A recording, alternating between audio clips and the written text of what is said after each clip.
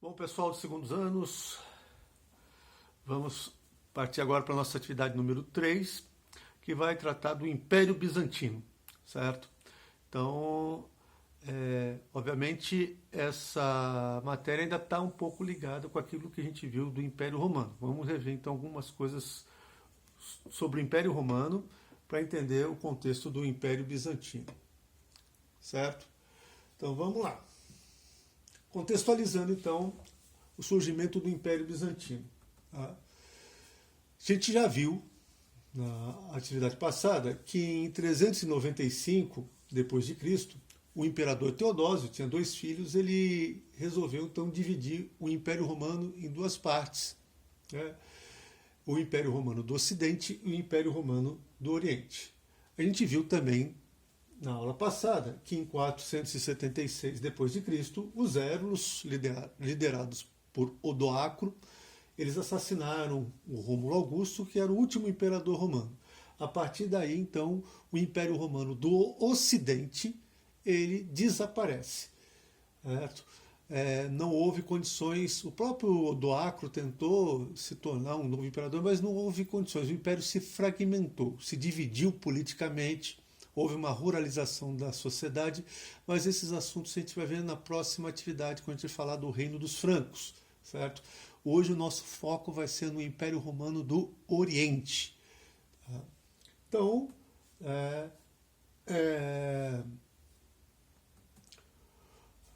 esse Império Romano do Oriente ele vai sobreviver e vai manter uma intensa atividade urbana e mercantil, comercial. Ao contrário do que vai acontecer no Império Romano do Ocidente, onde o comércio vai enfraquecer, as cidades vão ficar vazias, a gente vai estudar isso porque isso aconteceu depois, certo? Lá no Império Romano do Oriente, vai se manter uma intensa atividade urbana e comercial. A região perdeu com o tempo seus costumes romanos e vai se aproximar mais da cultura grega. Por isso, então, uma mudança no nome. Os historiadores resolveram rebatizar o Império Romano do Oriente em função dessa aproximação com a cultura grega de Império Bizantino. A palavra bizantino vem de Bizâncio, a cidade sobre a qual Constantinopla foi construída. Então, o Império Bizantino. Lá nesse império, no Império Romano do Oriente, no Império Bizantino, o cristianismo vai se desenvolver com muita força. Talvez até com mais força do que ocorreu ali em Roma. Tá? Pelo menos as pessoas pensam num povo bastante fanático religiosamente. São os bizantinos. O Império Bizantino foi palco de grandes discussões teológicas, de grandes disputas, que invariavelmente terminavam com banhos de sangue e com muita violência. Então eles levavam muito a sério a questão religiosa lá no Império Bizantino. Então esse é o mapa que a gente já viu na aula passada, a divisão do Império Romano do Ocidente e o Império Romano do Oriente. Então basicamente essa foi a extensão, isso que está em roxo, foi a extensão que o Império Bizantino tomou em grande parte da sua história. Ok? Bom, essa história do Império Bizantino, o Império Romano do Oriente, ele vai começar mesmo antes do Teodósio, que dividiu o Império em duas partes. O início vai ser lá em 330. Vamos lembrar que Teodósio 395 depois de Cristo. Então, antes, em 330 depois de Cristo, o imperador Constantino mandou construir próximo a Bizâncio, né, uma cidade grega, a cidade de Constantinopla. Ok? Então, é aí que começa essa história do Império Bizantino. Constantinopla vai ser a sede do Império Romano. Naquele momento, o Império Romano ainda estava unificado, não havia divisão do Oriente e do Ocidente. Olha a imagem aí do Constantino. É uma imagem mosaico, que é um tipo de arte, uma expressão artística bastante comum da época do Império Bizantino. São imagens feitas com pequenas pastilhas, tipo pastilhas de azulejos. Bom, Constantinopla ela estava numa posição muito privilegiada entre os mares Negro e Egeu. As muralhas ao seu redor, elas eram bastante fortificadas e o que gerava muita dificuldade para ataques inimigos. Né? De fato, Constantinopla ela só foi conquistada 2 vezes. Depois eu vou falar um pouco sobre isso daí. Porque suas muralhas eram muito fortificadas. A gente já vai ver imagens de Constantinopla. Ela se tornou um centro de relações comerciais portuárias bastante importantes. Ela estava bem ali no limite entre o Oriente e o Ocidente. Aliás, hoje Constantinopla chama-se Istambul. Istambul é uma cidade que está ali, é considerada a porta de passagem do Ocidente para o Oriente. Então, muita riqueza fluía ali através de Constantinopla. Então, ela foi privilegiada pela riqueza do Império e seus habitantes viviam com mais conforto do que a maioria das cidades. Se a gente pensar que nesse momento, com a queda do Império Romano do Ocidente, ali no início, a Europa vai viver uma ruralização, um empobrecimento das pessoas. Quer dizer, Constantinopla se mantém viva, rica, praticando comércio. É um contraste muito grande entre o que acontece nas duas partes que antes integravam o Império Romano.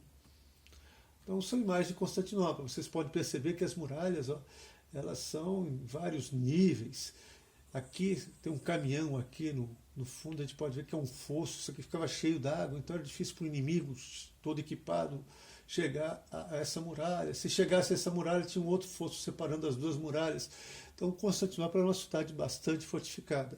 Essa outra imagem aqui mostra vários navios, é uma imagem do século XIV, por aí, vários navios se dirigindo para Constantinopla, que está numa região bastante privilegiada para o comércio. Tá?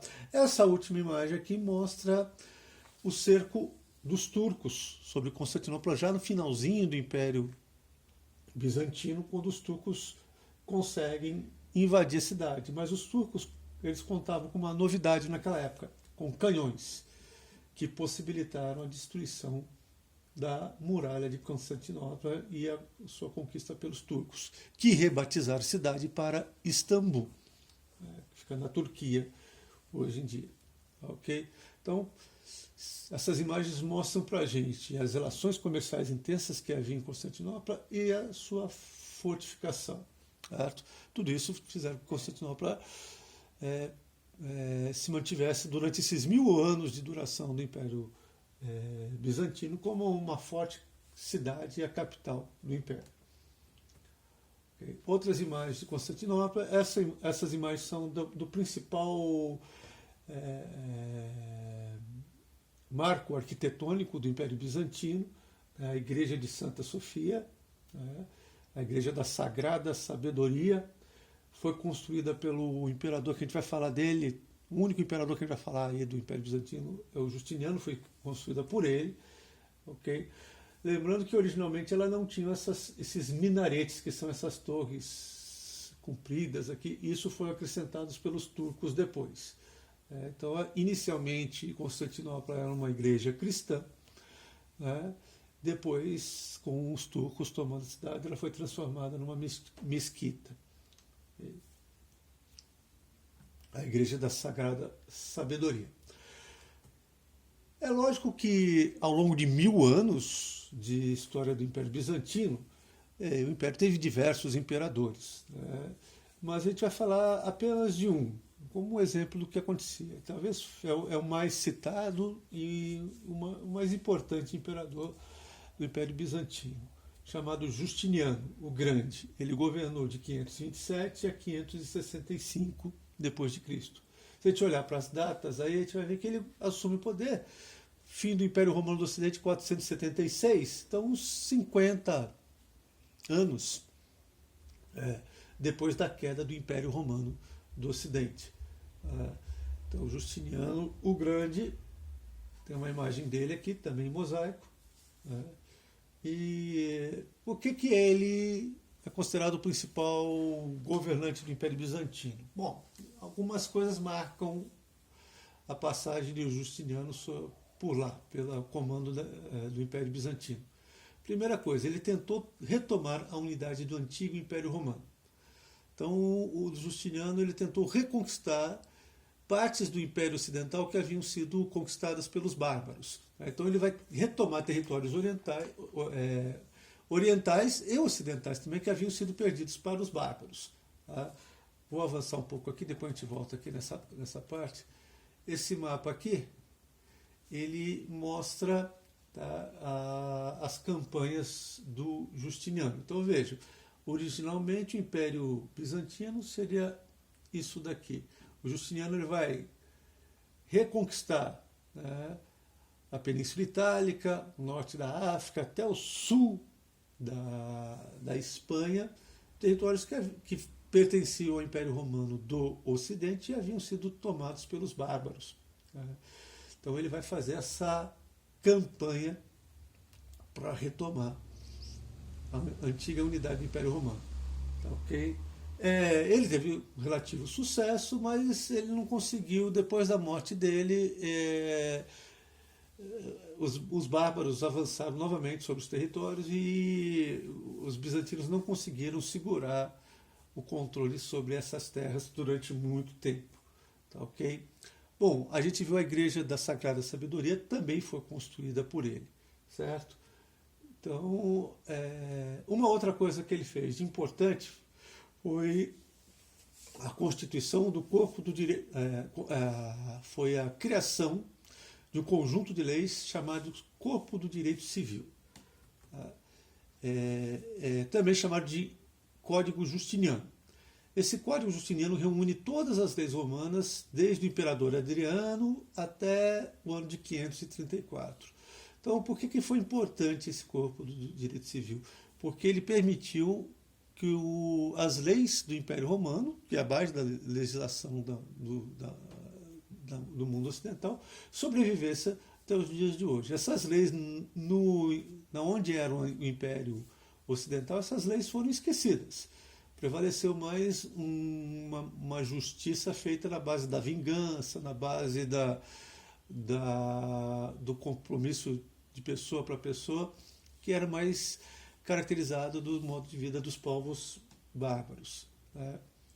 Então, esse Código Justiniano também tinha duas partes. A institutas, que são os princípios fundamentais do direito romano, e as novelas, que eram as novas leis feitas lá para o Império Bizantino.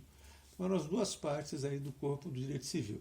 Então, o Justiniano investiu bastante energia e tempo para aperfeiçoar as leis e preservar as leis romanas. Isso é uma coisa. Então, veja bem, ele vai tentar retomar territórios que haviam sido perdidos para os bárbaros. Isso exige exércitos, exige dinheiro. Ele vai construir de uma maneira muito rápida a Igreja da Sagrada Sabedoria. Também necessitava de dinheiro para isso, recursos. Né? Para isso, o que ele vai ter que fazer? Cobrar muitos impostos. Né? E vai usar de muita autoridade. Né? O Justiniano ele também começa um sistema político característico do Império Bizantino, que foi chamado de cesaropapismo. O que é o cesaropapismo? É uma forma de governo quase teocrático, no qual o governante ele tem também o poder religioso. Então o Justiniano ele vai submeter a Igreja Católica, lá naquele momento, ao poder do imperador. Então o imperador ele tem um poder que ele é político e religioso ao mesmo tempo. Isso vai receber o nome de cesaropapismo. Se a gente for ver o que aconteceu lá no Ocidente, o poder político ele vai se fragmentar, ser dividido entre inúmeros líderes bárbaros, e o Papa vai se tornar um cara mais poderoso. Então, no Ocidente, o Papa, nesse momento, impõe o seu poder às outras pessoas.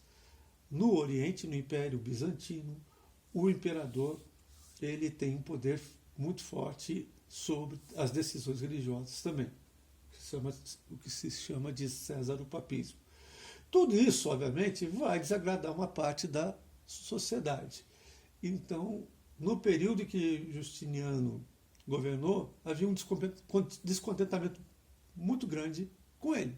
Cobrança de impostos, embora ele tenha sido considerado um imperador importante, isso não quer dizer que a população estava muito contente com ele. Então, ele, naquele período em que o império foi governado pelo Justiniano, ocorreu uma revolta de grandes proporções, chamada Revolta de Nica. Então, isso foi em 532. A Constantinopla foi agitada por uma revolta denominada Nica, ou Nike. Nike é o nome da deusa da vitória da Grécia. Muita gente acha que compra um tênis chamado Nike, mas não é Nike, não, é Nike. Em homenagem à deusa da vitória dos gregos. Por que essa revolta ocorreu? Bom, ela reflete a indignação popular em relação aos altos impostos cobrados, a fome, a miséria, a desigualdade. Tudo isso é um caldeirão lá no Império Bizantino. Tudo isso incomoda as pessoas do Império Bizantino. Mas não foi esses problemas políticos que desencadearam a revolta. Na verdade, a revolta estava ligada às atividades que eram exercidas no hipódromo. Se os romanos do Ocidente gostavam muito de lutas de gladiadores, lá no Império Bizantino o principal esporte deles era corrida de cavalos, corrida de bigas, que eram realizadas no hipódromo. Era o esporte que e eles eram fanáticos por isso. Haviam equipes que essas equipes elas tinham cores. As duas principais equipes eram a verde e a azul. E essas equipes elas representavam também divergências sociais, políticas, religiosas. Quer dizer, então, havia a equipe preferida dos mais pobres, a equipe preferida do imperador, a equipe que defendia determinadas ideias religiosas, depois a gente vai falar um pouco disso.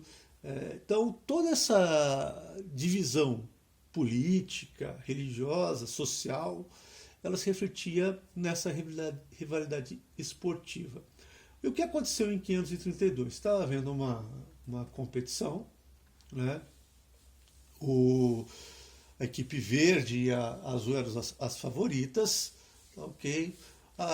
Um cavalo chamado Nike, Vitória, é o nome de um cavalo, que representava a equipe de oposição ao imperador, estava na disputa e houve uma dúvida sobre que cavalo teria vencido.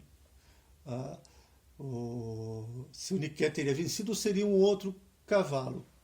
O imperador decidiu que o cavalo dele, meio assim no tapetão, meio na imposição, decidiu que o cavalo dele era que era o vencedor. Isso desagradou a equipe que estava torcendo pelo Nike e eles começam uma revolta, saem do estádio gritando Nike, Nike, vitória, que era o nome do cavalo que foi desclassificado. Eles achavam que isso era uma espécie de fraude e que o responsável por essa fraude era o imperador. Então, isso coloca à tona toda aquela raiva que as pessoas sentiam pelo imperador e gera uma revolta de grandes proporções. O Justiniano ameaçou fugir, mas a sua mulher, Teodora, se não me engano, impediu isso. Ele chamou um general dele chamado Belisário para reprimir a revolta e cerca de 30 mil pessoas foram degoladas, tiveram seus pescoços quebrados nessa repressão muito violenta da revolta de Niké, ou revolta de Nica, aportuguesando. Então, a revolta mostra duas coisas para a gente pode aprender com a revolta de Nica. Primeiro, a insatisfação popular. Mesmo um imperador que estava ampliando os terras do império, ele não necessariamente era tão popular assim. Então, e que chegou um momento que a população, motivados por, inclusive, divergências esportivas, inicia uma revolta. E outro fator é a grande repressão que foi feita sobre a revolta. Muitas pessoas mortas, e isso vai inaugurar um padrão que vai ser comum no Império Bizantino. O Império Bizantino vai se destacar na história por muita violência. Imperadores assassinados, pessoas sendo envenenadas, pessoas tendo seus olhos arrancados, constantemente na história do Império Bizantino, em função dessas brigas políticas. Ok? Então, de importante sobre o Justiniano é isso daí, que vocês têm que atentar. Ele fez um código de leis chamado Código Justiniano, que preservou as leis do Império Romano. Ele construiu a Igreja da Sagrada Sabedoria de Hagia Sofia, que até hoje é o principal cartão postal de Istambul, como é chamado Constantinopla hoje em dia. E ele recuperou terras do antigo Império Romano do Ocidente, mas logo depois da morte dele essas terras foram perdidas de novo. E ele reprimiu com muita violência a revolta de Niquéia.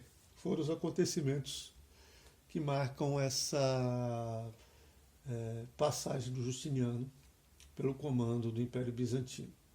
Bom, um outro acontecimento que marca bastante a história do Império Bizantino foi uma divisão que ocorreu dentro do cristianismo, chamada Cisma do Oriente. Como a gente já falou no início, os bizantinos eles eram extremamente fanáticos, religiosamente falando, né? Muitas discussões teológicas eles realizavam lá. Algumas expressões, por exemplo, discutir o sexo dos anjos, é uma expressão que a gente usa até hoje, que é ficar debatendo um assunto que não tem muito sentido, mas os bizantinos debatiam o sexo dos anjos, se os anjos eram do gênero masculino ou feminino. Ou então, tem uma expressão chamada, essa é uma discussão bizantina. O que é uma discussão bizantina? É uma discussão interminável que não leva a um resultado concreto. Então, são expressões idiomáticas que revelam um pouco esse fanatismo que os bizantinos tinham. Diversas questões religiosas provocavam conflitos que muitas vezes terminavam até com mortes naquela época. Por exemplo, a questão do monofisismo. O que é o monofisismo? Era a discussão sobre a natureza de Jesus. Jesus, ele era humano, ele era Deus e humano ao mesmo tempo. E essa discussão sobre a essência de Jesus gerava diversos conflitos lá no Império Bizantino. A questão da Santíssima Trindade. Vocês terem uma ideia, uma discussão séria que eles travavam era se, por exemplo, a hóstia deveria ser feita com pão fermentado ou não. Era uma discussão bastante séria que era feita naquele momento, entre outras. Okay? Então, e havia uma divergência, muitas vezes, entre o pensamento da Igreja Católica Ocidental, com sede em Roma, e a Igreja Católica lá do Oriente. Uma questão que, por exemplo, abalava muito a relação entre o Ocidente e o Oriente era a questão da pentarquia. O que é a pentarquia? Tentou-se montar um sistema, no início tentou-se montar um sistema de divisão de poder entre o líder de Roma, o líder de Alexandria, o líder de Constantinopla e mais o líder de outras duas cidades que eu não me lembro, que eram importantes centros difusores do cristianismo, para manter um certo equilíbrio de poder, né, e uma certa união. Mas Roma sempre quis ser o principal centro difusor da religião católica, né, do cristianismo, o que acabava incomodando os líderes das outras cidades, todas situadas lá no Oriente, né? Então, conflitos políticos, religiosos, sempre marcaram isso, mas chega um momento que esses conflitos, eles levam a um rompimento. Esse rompimento vai ser chamado de Cisma do Oriente. Então, entre essas questões que incomodavam bastante e geravam debates teológicos, que geravam essas divergências religiosas, é a questão da iconoclastia. Essa foi uma discussão bastante forte dentro da igreja. O que é iconoclastia? Principalmente no Ocidente, se estimulou muito o uso de imagem nos cultos, imagens de santos, santas, tal. Quem é católico sabe que os católicos adoram os santos, as imagens. Lá no Oriente, essa questão tem um trecho na Bíblia que não adorará ídolos, ídolo quer dizer imagem. Então, por causa disso, no Oriente não se praticava muito o culto às imagens, eles não aceitavam isso. E já no Ocidente isso era muito aceito. Então era uma questão aberta que envolvia muitos aspectos políticos, econômicos, quer dizer, quem vai definir se as imagens devem ou não devem ser adoradas?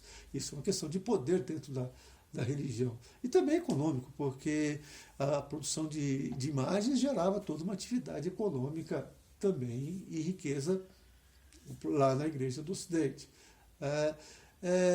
Um imperador na época, já estamos chegando perto do ano 1000, a gente vai estudar na atividade 5 o islamismo, né? Por volta do ano 1000, grande parte das terras do Império Bizantino estão sendo conquistadas pelos árabes, seguidores do islamismo. E na época, um imperador chamado Leão Exáurico, esse imperador do Império Bizantino, falou que os árabes estavam se apoderando das terras do Império Bizantino por causa de uma degradação no cristianismo, que era a adoração de imagens. Isso gerou um forte movimento de reação chamado questão iconoclasta. Íconos, imagem, clastia, destruição. São os destruidores de imagem. Lá no Império Bizantino houve uma revolta muito grande contra a adoração de imagens e todos aqueles que eram adoradores de imagens começam a ser perseguidos. É a questão da iconoclastia. É uma questão que gerou uma tensão muito grande entre o Ocidente e o Oriente. Além daquelas outras que eu já citei para vocês. Tudo isso faz com que a disputa entre o patriarcado de Bizâncio e o Papa de Roma fique cada vez mais acirrada. Chega um momento que essa união entre os cristãos fica insustentável por causa dessas diferenças. E há uma ruptura. Então, essa ruptura é chamada de o Cisma do Oriente, que dividiu a Igreja Católica em duas partes. Aqui nós temos uma representação medieval de um Papa católico, e aqui nós temos uma representação de um patriarca, é assim que o líder da igreja que surgiu lá no Oriente é chamado. Então, a partir daí, tem a Igreja Católica Apostólica Romana, com sede em Roma, no Ocidente, e a Igreja Ortodoxa Grega, com sede principalmente em Constantinopla, certo? Então, e essas igrejas, elas têm, desde então, aí uma postura de, embora sejam igrejas cristãs, mas um entendimento diferente de como o rito cristão deve ser vivenciado e das ideias de interpretação diferente sobre a própria essência de Jesus e como essas questões têm que ser encaminhadas pelos fiéis. Como eu falei para vocês, o islamismo vai se expandir e vai afrontar o Império Bizantino. Então, os séculos IX e séculos XI depois de Cristo, o Império Bizantino entra em declínio, ele começa a se enfraquecer. Grande parte do território que pertencia a ele vai passar para o domínio muçulmano. Okay? Depois disso, houve um período, a partir do século XII, XIII, um período de pequena prosperidade chamado Renascença Bizantina. Isso tem a ver com uma coisa que eu ia estudar no finalzinho mais no terceiro bimestre, que é o renascimento comercial, certo? Esse renascimento comercial vai tornar Constantinopla uma cidade importante para o comércio e vai novamente levar prosperidade para aquela região, é chamado Renascença Bizantina. Tá? Mas as crises sempre apareciam, eram irreversíveis, sempre ameaçados de invasão. Isso vai acelerar o empobrecimento do Império Bizantino, o enfraquecimento do comércio, com regiões mais afastadas. E em 1453, os turcos otomanos, que viviam um pouco mais ao leste, eles tomam a cidade de Constantinopla, eles, após um cerco bastante extenso, e eles levam um colapso do Império.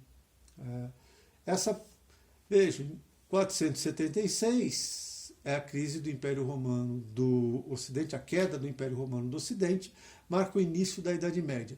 1453, que é o fim do Império Bizantino, ou o Império Romano do Oriente, marca o fim da Idade Média. Então veja que todo o período conhecido como Idade Média, ele é delimitado o início dele, a queda do Império Romano do Ocidente, e o final dele, a tomada de Constantinopla pelos turcos, com a queda do Império Romano do Oriente, o Império Bizantino. Certo? Mas o Império Bizantino deixa um legado importante, aí, uma influência cultural bastante grande aos povos da Europa Oriental. Por exemplo, Grécia, toda a região da Rússia, toda aquela região da Europa Oriental, a religião dominante, quando não é o islamismo, é a religião ortodoxa grega. Então essa é a religião dominante nessas regiões. E russos, armênios, sérvios e búlgaros sofrem bastante influência do que aconteceu enquanto o Império Bizantino ainda existia. Para finalizar, essa é a cena de Mohamed II, o sultão que tomou Constantinopla pelos turcos. Okay? Bom, para essa atividade 3 é isso aí. Façam as tarefas que estão colocadas aí, por favor. Tá? Mais para frente nos vemos com a atividade 4, que vai falar do Reino dos Francos, que é um reino bárbaro que se estruturou na Europa Ocidental após a queda do Império Romano do Ocidente. Então, bom trabalho. Até lá.